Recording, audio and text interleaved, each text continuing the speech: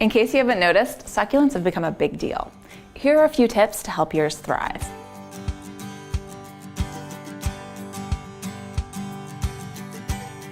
With their beautiful colors and easy maintenance, succulents are no longer taking a backseat to traditional plants.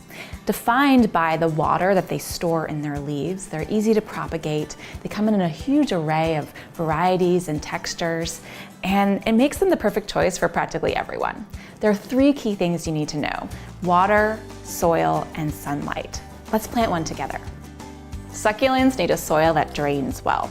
So I'm going to start by putting some rocks or pebbles in the bottom of my container.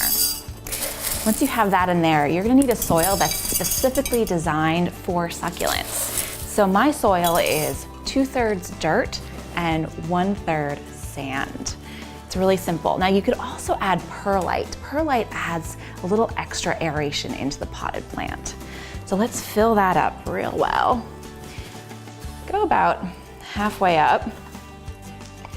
Now you're going to want to add your succulents.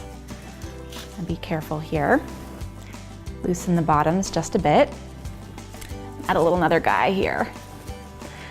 All right, we're going to fill that around. Now, you're going to want to resist the temptation to water this right away. You're going to want to wait about a week. I know it's going to be hard, but don't do it. Now you can add some rocks to the top. Weigh some of that soil down. Now here's one extra little tip.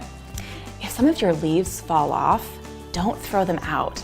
Stick them into the soil and add a little bit of water, and roots are going to actually grow, so you'll have a new succulent. Lastly, sunlight is so important. If they're outside, you want to have at least 6 hours of indirect sunlight. Now, if they're indoors, you want to give them as much light as possible. Put them near a window where they can get bright sunlight all day long. Now, when it is time to water, remember to let the soil dry out completely. Don't kill them with kindness.